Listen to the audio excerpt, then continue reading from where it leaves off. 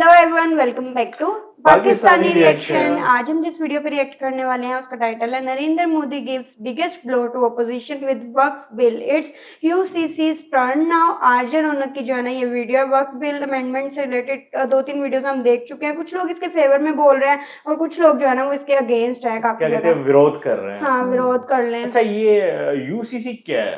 I don't know, मैंने इसकी abbreviation कहीं पढ़ा था, यूनिफॉर्म सिविल करके कुछ ऐसा है। चलो, वैसे आरजे रौनक की वीडियो तो वो भी बताएंगे, वीडियो में कैसे एक्सप्लेन करते हैं तो करते हैं। स्टार डिस्कशन होने वाली है, हमेशा एक तरह अमेजिंग एंड तक जुड़े रहिए, चैनल को सब्सक्राइब करें। वक्फ बिल पास होते ही एक गैंग इतना घबराया हुआ है कि उसे देखकर मेरी हंसी छूट रही है। मुस्लिम पर्सनल लॉ बोर्ड छाती कूट कूट कर कह रहा है कि हमारे साथ जुल्म हो गया है। ओवैसी और अमानतुल्लाह बोल रहे हैं कि हम इस एक्ट के खिलाफ सुप्रीम कोर्ट जाएंगे। खड़गे साहब तो इस फिक्र में साबुन की टिकिया की तरह घुले जा रहे हैं कि बीजेपी वाले वक्फ की जमीन को अडानी अंबानी को न देते। और इन सब के बीच राहुल बाबा का ये सोच सोच कर कलेजा भारी हो रहा है कि वक्फ के बाद बीजेपी की नजर अब कैथोलिक चर्च की जमीन पर है। अब राहुल बाबा ने ये बात बोली तो हमने सोचा थोड़ा चेक कर लें वो ऐसा क्यों बोल रहे हैं, कहीं ये चोर की दाढ़ी में तिनका वाला मामला तो नहीं है। लेकिन इसके बाद जब मैंने कुछ आंकड़े देखे तो ऐसा लगा कि भैया यहाँ चोर की दाढ़ी में तिनका नहीं, पूरी की पूरी झाड़ू फंसी हुई है। कुछ मीडिया रिपोर्ट्स की माने तो इस वक्त पूरे देश में कैथोलिक चर्च के पास 7 करोड़ हेक्टेयर यानी 17 करोड़ एकड़ जमीन है। ये जमीन तो वक्फ बोर्ड के पास मौजूदा जमीन से भी ज्यादा है। इस जमीन पर चर्च के पास 14,000 से ज्यादा स्कूल, 1,000 से ज्यादा ट्रेनिंग इंस्टीट्यूट, 1,800 से ज्यादा अस्पताल, 28 साइंस कॉलेज और 5 इंजीनियरिंग कॉलेज है। इतना ही नहीं, कैथोलिक चर्च ऑफ इंडिया के पास देश के लगभग हर राज्य में प्रॉपर्टी है। कैथोलिक चर्च की गवर्निंग बॉडी CBCI ईसाइयों के सबसे बड़े धर्मगुरु पोप फ्रांसिस के अंडर आती है। अब इसका क्या मतलब है ये बताने की जरूरत है क्या? अब इल्जाम ये है कि चर्च के पास आज जो 17 करोड़ हेक्टेयर से ज्यादा की जमीन बताई जा रही है, इसमें ज्यादातर जमीन आजादी से पहले अंग्रेजी हुकूमत ने चर्च को कौड़ियों के दामों पर दी थी। अब लोग ये बोल रहे हैं कि भैया अगर वक्फ बोर्ड के पास मौजूदा जमीन का हिसाब हो रहा है तो कैथोलिक चर्च के पास जो जमीन है उसका भी हिसाब हो। ये जमीन उनके पास कैसे आई, कहां से आई, उनकी टोटल आमदनी कितनी है, उस आमदनी का हिसाब कौन रखता है। अब राहुल बाबा का मन यही सब सोचकर भारी हो रहा है। तभी उन्होंने स्टेटमेंट दिया है कि वक्फ के बाद कैथोलिक चर्च पर भी बीजेपी वालों की नजर है। मतलब वक्फ संशोधन बिल पास हो गया तो अब एक खेमा डरा हुआ है कि अब हर चीज का हिसाब होगा। वैसे इन्हें बड़ी उम्मीद थी कि बीजेपी वालों के पास तो 240 ही सीटें थी, तो बीजेपी हिम्मत नहीं करेगी वक्फ संशोधन एक्ट लाए, लेकिन बीजेपी वो भी ले आई। इसलिए अब ये लोग सोचकर डर गए हैं भैया कि बीजेपी यहीं पर रुकने वाली नहीं है। वो वक्फ बिल के पास होने के बाद किस किस बात को लेकर ये सो कॉल्ड सेक्युलर खेमा डरा हुआ है और ऐसी कौन कौन सी चीजें जिसे लेकर विपक्ष को बैड ड्रीम्स आ रहे हैं, उस पर भी हम बात जरूर करेंगे। लेकिन उस बैड ड्रीम से पहले कुछ स्वीट ड्रीम्स की बात कर लेते हैं। अगर मैं आपको बताऊं कि आपकी ड्रीम कार या ड्रीम बाइक आप कैसे जीत सकते हो स्मार्टली, तो आपका रिएक्शन क्या होगा?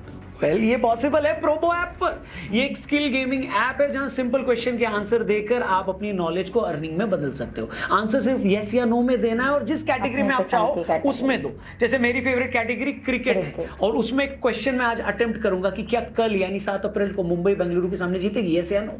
कल मुंबई वर्सेस बेंगलुरु में कौन ज्यादा सिक्सर मारेगा। मतलब सबसे बड़ी खबर तो ये है दोस्तों कि प्रोबो पर पूरी IPL के दौरान डेली और वीकली कॉन्टेस्ट में बड़े बड़े प्राइजेस जीतने का आपके पास मौका है। डिस्क्रिप्शन में स्पेशल लिंक है, क्लिक करो, डाउनलोड करो, 100 रुपए मुफ्त में मिलेंगे और ढेरों प्राइजेस जीतने का मौका पाओ। वीडियो में आगे आओ। दोस्तों, अगर मैं आपसे पूछूं कि मोदी सरकार ने अब तक जो बड़े फैसले लिए हैं उनमें ज्यादा मुश्किल फैसला कौन सा था? क्या 5 अगस्त 2019 को धारा 370 को हटाना बड़ा फैसला था, या अभी 2025 में वक्फ एक्ट में जो अमेंडमेंट करना हो वो बड़ा फैसला था? हो सकता है आप में से बहुत सारे लोग ये सोचेंगे रौनक भाई ये क्या सवाल है, ऑब्वियसली 370 को हटाना बड़ा फैसला था, वक्फ अमेंडमेंट भी बड़ी बात है मगर उतनी बड़ी नहीं है। लेकिन अगर आप मुझसे पूछे तो मैं कहूंगा नहीं, वक्फ एक्ट में अमेंडमेंट करना धारा 370 हटाने से भी बड़ा फैसला है। और उसकी सीधी वजह कि 2019 में बीजेपी ने जब 370 हटाया तब वो लगातार दूसरी बार पूर्ण बहुमत से जीत कर आई थी। वो सरकार चलाने के लिए किसी सहयोगी पर डिपेंडेंट नहीं थी। लेकिन जून 2024 में जब बीजेपी की 240 सीटें आई तो किसी को उम्मीद नहीं थी कि बीजेपी अब कोई बड़ा फैसला खुद ले पाएगी। इनफैक्ट कांग्रेस जैसी पार्टियां तो ये उम्मीद लगाकर बैठी थी कि 2-4 महीने में बीजेपी की सरकार गिर जाएगी।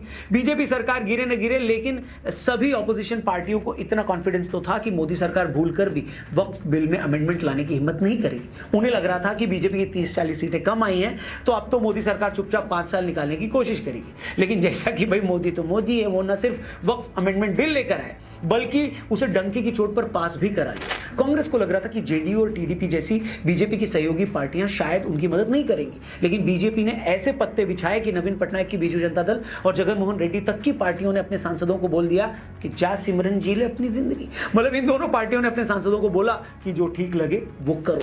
दूसरी तरफ जो राहुल बाबा आज वक्फ संशोधन बिल पास होने पर संसद के बाहर इतनी हाय तौबा मचा रहे, उन्होंने और उनकी बहन ने संसद में इस पर भाषण तक नहीं दिया। प्रियंका जी खुद वायनाड से आती है जो एक मुस्लिम बहुल सीट है।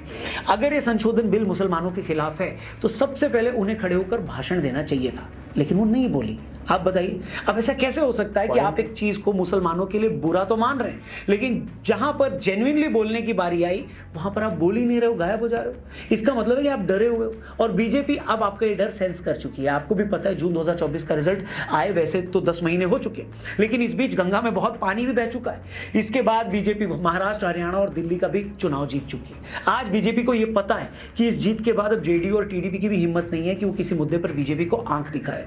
इसलिए अब बीजेपी सिर्फ वक्फ संशोधन बिल पर ही नहीं रुकने वाली, अब वो यूनिफॉर्म सिविल कोड भी लेकर आएगी। अभी 2 दिन पहले ही कर्नाटक हाईकोर्ट के जस्टिस अंचाटे संजीव कुमार ने भी गवर्नमेंट को बोल दिया कि आप लोग यूनिफॉर्म सिविल कोड क्यों नहीं ला रहे हैं। कर्नाटक हाईकोर्ट ने शनिवार को कहा कि देश में यूसीसी लागू होना बहुत जरूरी है, इससे खासकर मुस्लिम महिलाओं को बराबरी का हक मिलेगा। आपको बता दें कि हाईकोर्ट के पास एक मुस्लिम महिला शहनाज बेगम का केस आया था। शहनाज बेगम की मौत के बाद उनके भाइयों और शहनाज के पति के बीच शहनाज की प्रॉपर्टी को लेकर डिस्प्यूट था।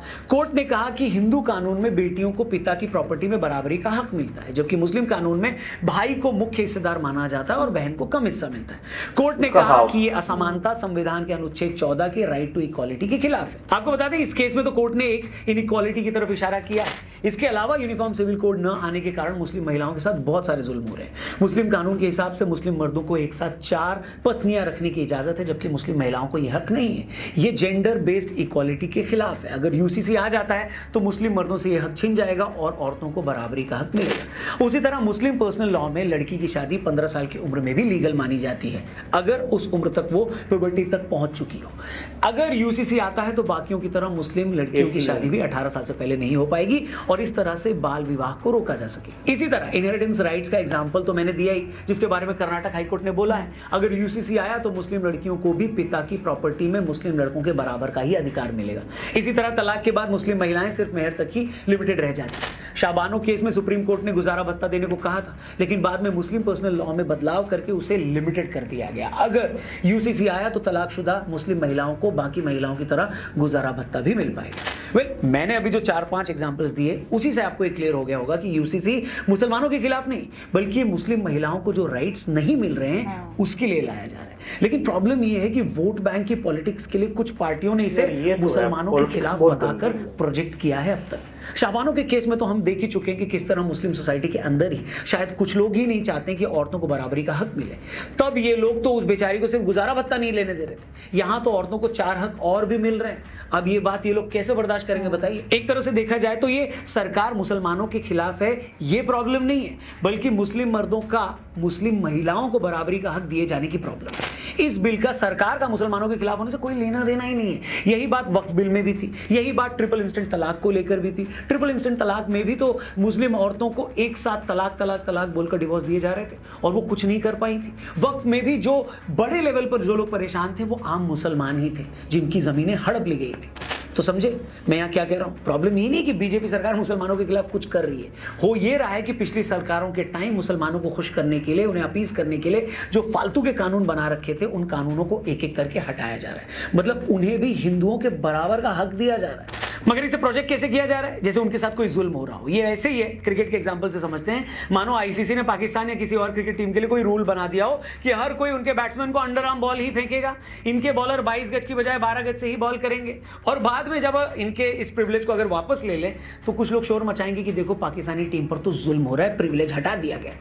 यूसीसी लाकर मुसलमानों को भी हिंदुओं या किसी के बराबर लाने की जो कोशिश है वो भी मुसलमानों के साथ वैसा ही जुल्म। कुल मिलाकर कहानी ये है कि वक्फ संशोधन बिल पास होने पर एक गैंग ये सोचकर डरा हुआ है कि अगर बीजेपी ने यूसीसी भी हटा दिया तो मुस्लिम महिलाएं खुश न हो जाएं।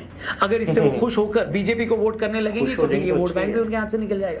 बस यही सोच सोचकर बेचारों का मन भारी हो रहा है और खट्टी डकारें आ रही हैं इनको। वैसे कुछ लोग तो ये भी बोल रहे हैं कि यूसीसी के बाद बीजेपी को पॉपुलेशन कंट्रोल बिल भी लाना चाहिए। बिल वो क्यों जरूरी है उसकी बात हम किसी और वीडियो में करेंगे। अभी तो आप कमेंट बॉक्स में ये बताओ कि वक्फ बिल के बाद ऐसे कौन से बड़े काम हैं जो बीजेपी को कर देने चाहिए तुरंत। जो भी हो आपकी राय कमेंट करके हमें जरूर बताएं। और जाने से पहले डिस्क्रिप्शन में प्रोबो ऐप का लिंक दिया है, उसको डाउनलोड करना मत भूलना, क्योंकि इस पूरे आईपीएल के सीजन बड़े बड़े प्राइजेस जीतने का आपके पास है मौका।